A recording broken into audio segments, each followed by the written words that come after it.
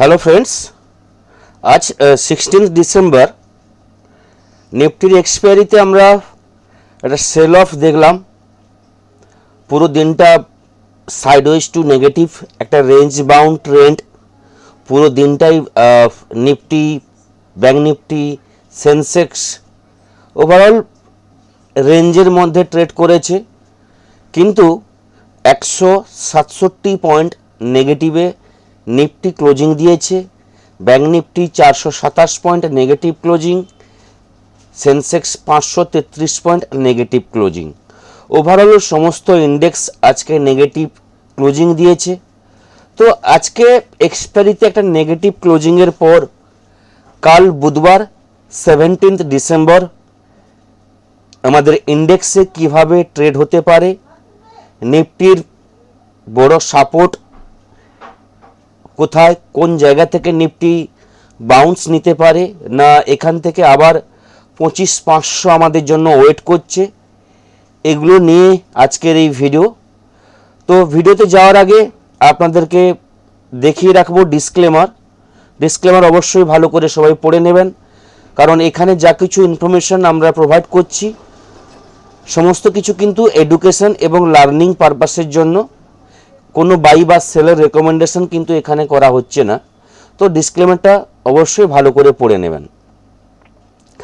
এবার যদি নিফটির অ্যানালাইসিসে আমরা আসি, তাহলে দেখতে পাবো নিফটি আজকে 167 পয়েন্ট নেগেটিভ ক্লোজিং দিয়েছে।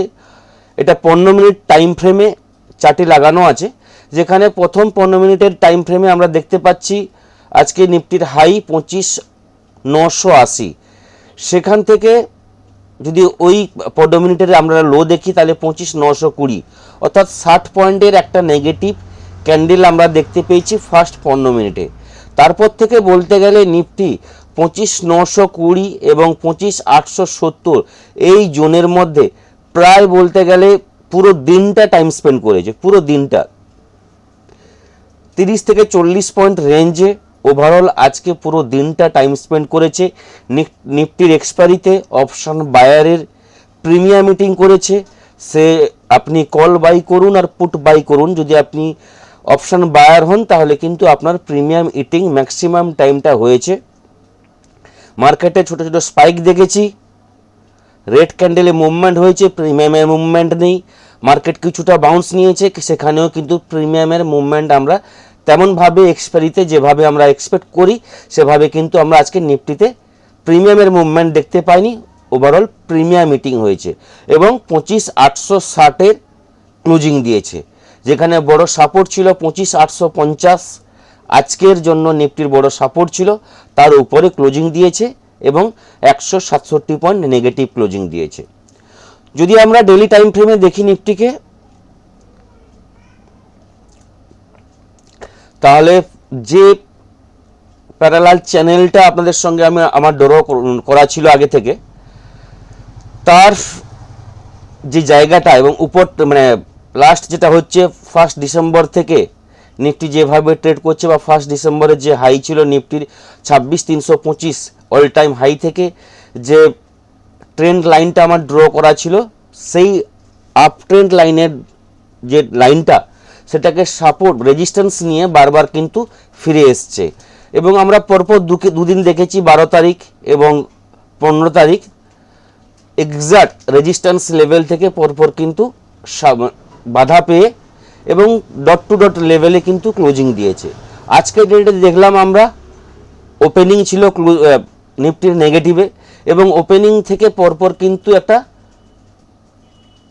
সেলারের প্রেশার কিন্তু আমরা দেখতে পেয়েছি। 25,900-তে হিউজ পরিমাণে কিন্তু লড়াই হয়েছে কল রাইটার পুট রাইটারে, যেখানে হিউজ পরিমাণে কিন্তু আজকে ডেটা তৈরি হয়েছিল, যেখানে 25,900 স্ট্রাইকে 4 কোটি কল রাইটার, 5 কোটি কল রাইটার, এইভাবে কিন্তু পুট রাইটার এভাবে কিন্তু ডেটা তৈরি হয়েছিল। সেই কারণে কিন্তু মুভমেন্ট হয়নি, কারণ হিউজ পরিমাণে ডেটা যেখানে তৈরি হবে সেখানে কিন্তু মুভমেন্ট হওয়ার চান্সেস খুব কম থাকে। তো সেটা কিন্তু ওভারঅল আজকে আমরা মার্কেটে দেখতে পেয়েছি, এবং 25,900 লেভেলটা ব্রেক করে নিফটি 25,850-এর কাছাকাছি লো তৈরি করেছিল। আজকে যদি লো দেখে নিই 25,834 লো তৈরি করে 25,860-এর উপরে 60-এর কাছাকাছি নিফটি আজকে ক্লোজিং দিয়েছে। এবার এখান থেকে কি বড় ফল হবে? যদি বড় ফল হয় তাহলে কতটা হতে পারে, না এখান থেকে নিফটি বাউন্স নেবে।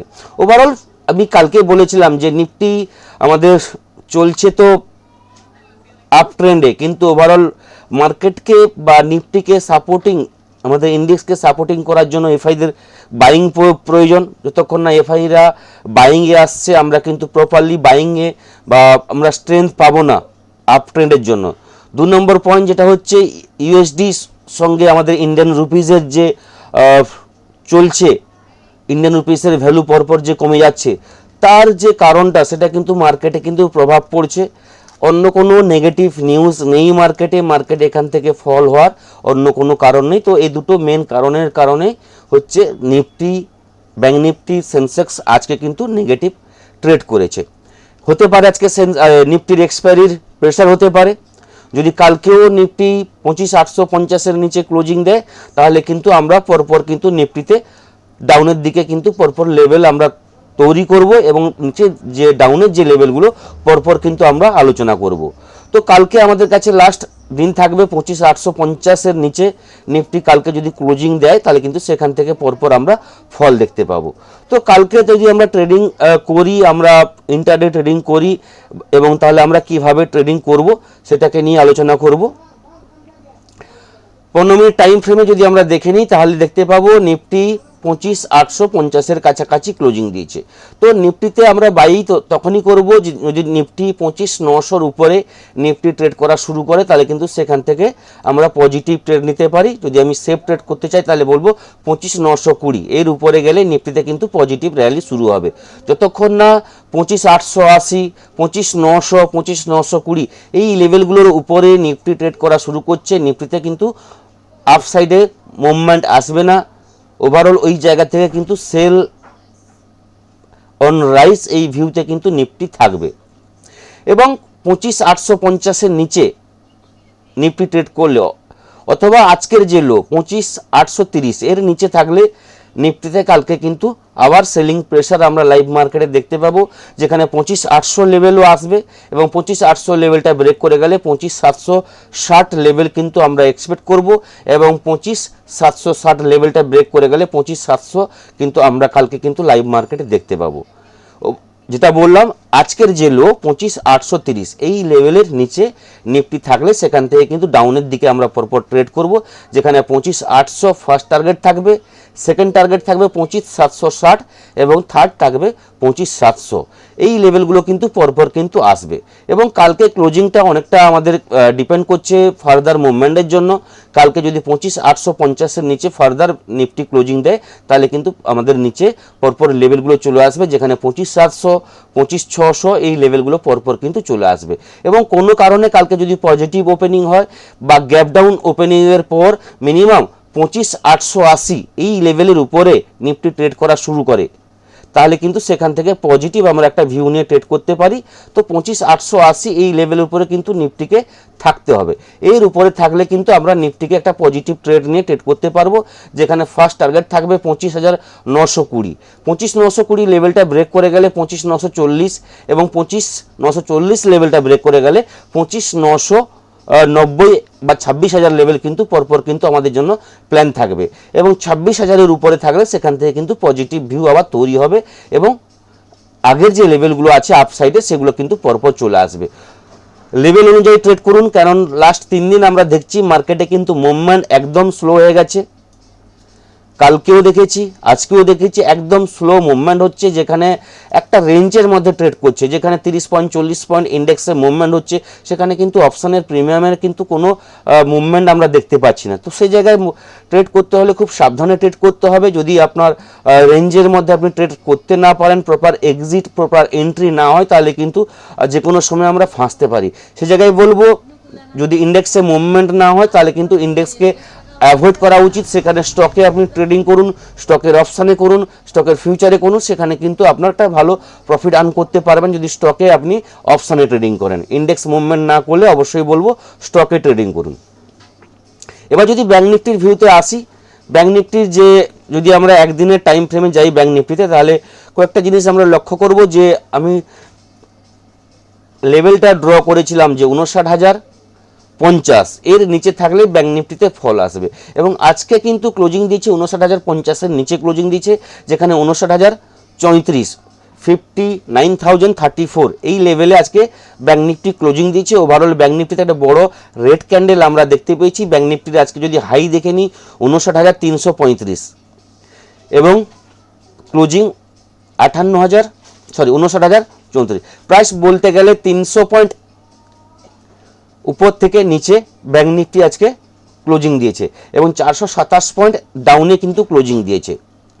ব্যাংক নিফটি আজকে যেখানে ক্লোজিং দিয়েছে এর নিচেই থাকলে কিন্তু ব্যাংক নিফটিতে ডাউন ট্রেড কালকে কিন্তু হবে, অর্থাৎ 59,050 এই নিচে থাকলে ব্যাংক নিফটিতে আমরা কিন্তু ডাউনের ট্রেড নিতে পারি, যেখানে ফার্স্ট টার্গেট থাকবে আজকের লো, অর্থাৎ 58,950 এটা থাকবে কালকের জন্য ফার্স্ট টার্গেট।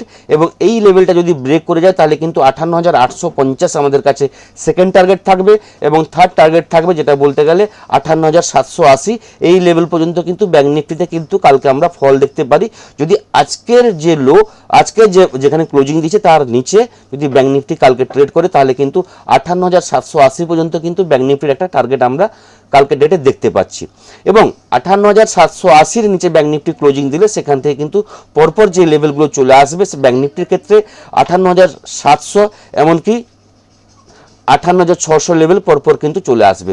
ওভারঅল যেটুকু বললাম 58,030 নিচে বা আজকে যেখানে ক্লোজিং দিয়েছে তার নিচে যদি ব্যাংক নিফটি ট্রেড করা শুরু করে সেখান থেকে কিন্তু ব্যাংক নিফটির ফার্স্ট টার্গেট থাকবে 58,850 এবং 58,780 এই লেভেল কিন্তু ব্যাংক নিফটিতে আমরা দেখতে পাবো। এবার যদি গ্যাপ আপ ওপেনিং হয় এবং 59,130 এর উপরে ব্যাংক নিফটি ট্রেড করা শুরু করে তাহলে কিন্তু এখান থেকে ব্যাংক নিফটিতে আমরা একটা পজিটিভ ভিউ নিয়ে ট্রেড করতে পারি, যেখানে ব্যাংক নিফটির ফার্স্ট টার্গেট থাকবে 59,220, সেকেন্ড টার্গেট থাকবে 59,300, থার্ড টার্গেট থাকবে 59,360 এই লেভেলগুলোর জন্য কিন্তু পরপর কিন্তু আমরা ট্রেড করতে পারি।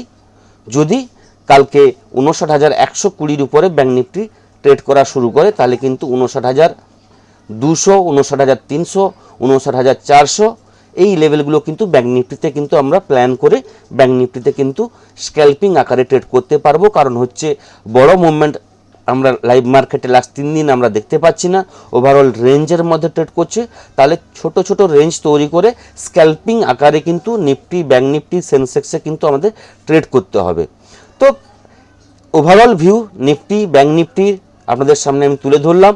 এবার যদি গ্লোবাল মার্কেট আমরা দেখে নিই তাহলে গ্লোবাল মার্কেট কোন জায়গায় দাঁড়িয়ে আছে, গ্লোবাল ইন্ডেক্স কিভাবে ট্রেড করছে সেটা কিন্তু আমরা একটু ক্লিয়ার হয়ে যাব।